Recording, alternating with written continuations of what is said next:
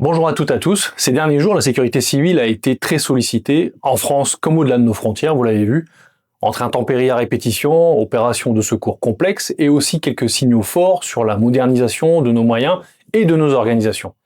Donc je vous propose un point complet, posé, factuel, pour comprendre ce qui s'est passé, ce qui se passe encore et ce qui se met en place.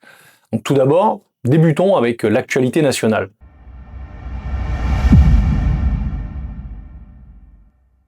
On commence avec l'épisode météo qui court depuis maintenant plusieurs semaines, avec la tempête Nils tout d'abord et surtout ses conséquences hydrologiques qui impactent tout le territoire métropolitain.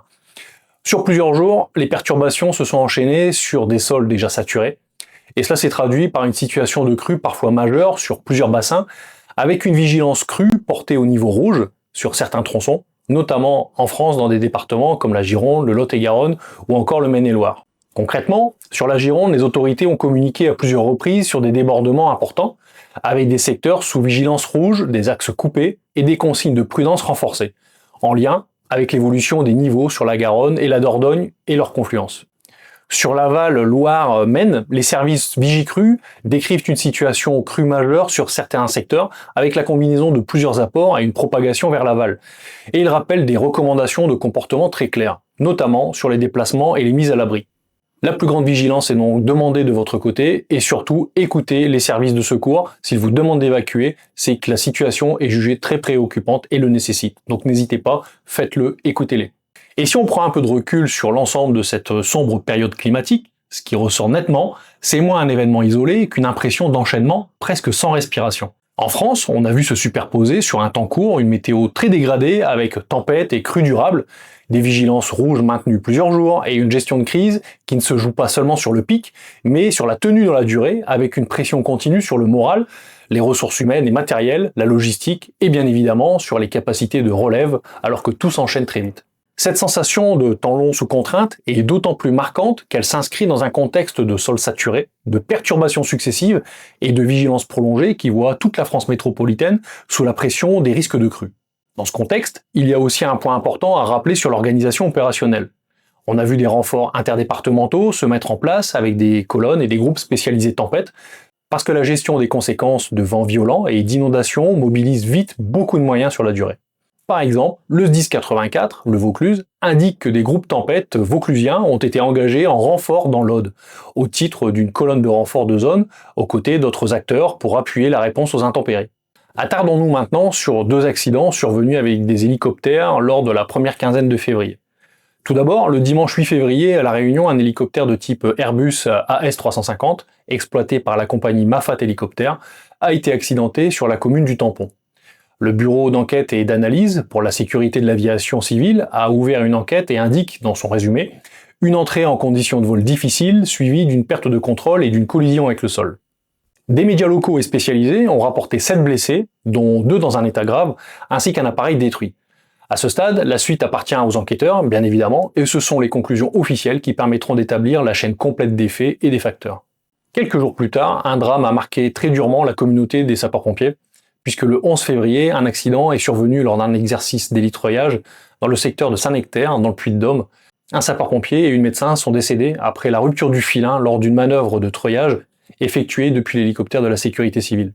Les éléments publiquement communiqués indiquent qu'une enquête a été ouverte pour faire toute la lumière sur les circonstances et que les investigations sont confiées aux services compétents, notamment sous l'autorité judiciaire. Et je tiens également à adresser mes condoléances à la famille et aux proches des victimes et une pensée sincère aux collègues ainsi qu'à l'ensemble des équipes engagées dans ces missions de secours héliportées qui savent mieux que personne ce que coûte parfois l'entraînement et l'exigence opérationnelle. Autre sujet à présent, à travers les violences visant les sapeurs-pompiers. Un plan national de prévention et de lutte contre ces violences a été présenté par Laurent Nunez, le ministre de l'Intérieur, lors d'un déplacement à Toulon avec des axes qui portent sur la prévention, la protection, la réponse pénale et l'accompagnement en lien avec la réalité de terrain rapportée depuis plusieurs années par les services. C'est un sujet de sécurité, mais aussi un sujet de continuité du service. Parce que quand un équipage est agressé, c'est la capacité de réponse qui se dégrade immédiatement et le risque se déplace vers la population.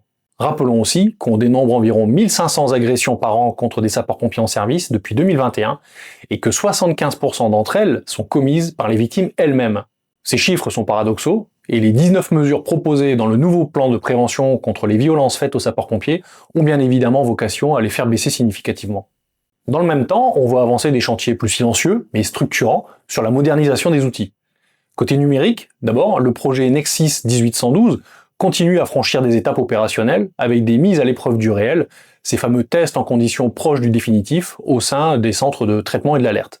Ainsi, ces derniers jours, le SDIS 29 a communiqué sur une première mise à l'épreuve du réel, conduite sur plusieurs heures par des opérateurs du CTA CODIS, avec la présence de représentants de l'Agence du numérique de la sécurité civile, l'ANSC, ce qui dit bien l'enjeu national de la bascule.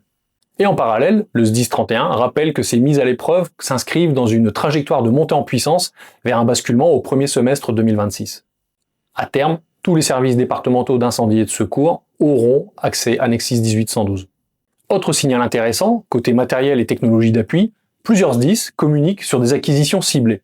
Le SDIS du Gard, par exemple, a mis en avant un drone de levage de type Flycart, présenté comme un outil d'appui pouvant contribuer à la logistique opérationnelle dans certains contextes, ce qui illustre la diffusion de solutions issues du monde des drones vers des usages très concrets de la sécurité civile. Doté d'un treuil de 20 mètres, il peut déplacer 100 kg dont son propre poids, avec une autonomie de quand même 18 minutes. Dans le contexte actuel des catastrophes climatiques, on imagine donc parfaitement l'utilité de cette technologie de pointe et on ne peut qu'encourager son déploiement le plus large. De son côté, le SDIS du Vaucluse a communiqué sur la présentation d'appareils multiparamétriques acquis avec un cofinancement européen avec le fonds FEDER, ce qui renvoie à un sujet très tangible, la capacité à objectiver rapidement l'état d'un patient, d'une victime, et à sécuriser les décisions de prise en charge en préhospitalier. C'est donc un gain de temps et une fiabilisation de la transmission des données de l'ambulance vers les services hospitaliers. Voilà donc pour la séquence nationale qui mélange, on le voit, la difficulté de l'opérationnel sous intempéries hors normes, malheureusement le tragique d'un accident en exercice et le temps long des transformations, qu'elles soient organisationnelles ou technologiques.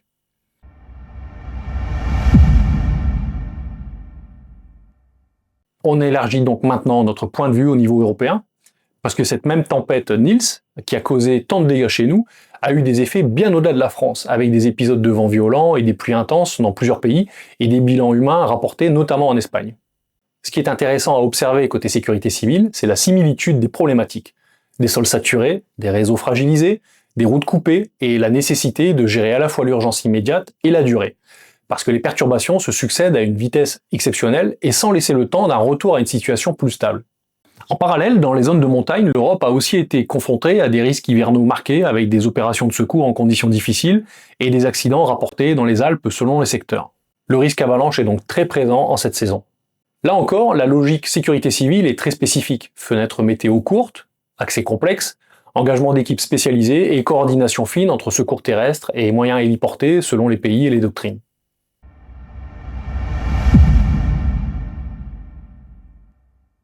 On termine à présent par l'actualité internationale, là où la sécurité civile prend souvent la forme de réponses multi-acteurs, entre services nationaux, organisations humanitaires et dispositifs de coordination.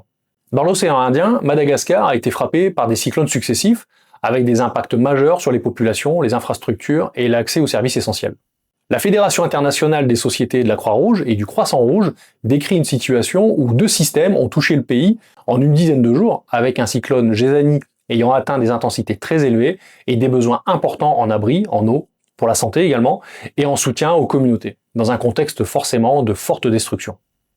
En conclusion de ce point, et pour mener une modeste réflexion sur la situation, il est à noter qu'à l'échelle européenne et internationale, on observe des épisodes météorologiques sévères qui se répondent, avec des impacts simultanés et des territoires différents qui voient renforcer une question de fond. Comment nos organisations s'adaptent à des crises plus fréquentes, plus longues et parfois concurrentes, quand il n'y a plus vraiment de retour rapide à un état de stabilité. L'inquiétude ici n'est pas une posture, c'est un constat opérationnel. L'enchaînement réduit mécaniquement les fenêtres de récupération, compresse les cycles d'entraînement et augmente le risque de saturation si plusieurs événements se produisent au même moment.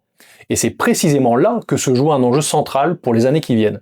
S'entraîner davantage à la durée, à la simultanéité, à la bascule rapide d'un mode routine vers un mode crise, puis vers un mode crise prolongée, tout en maintenant le service courant. Voilà pour ce point d'actualité sécurité civile sur la première quinzaine de février. Merci de l'avoir suivi et dites-moi en commentaire si ce format vous plaît, si vous y voyez un intérêt pour suivre l'essentiel et si vous souhaitez que je continue à le faire régulièrement et surtout, quels angles vous voudriez que j'approfondisse la prochaine fois. On se retrouve donc très bientôt pour un nouveau point afin de continuer à suivre au plus près ce que vit la sécurité civile au quotidien en France et dans le monde et pour poursuivre la réflexion sur ce sujet.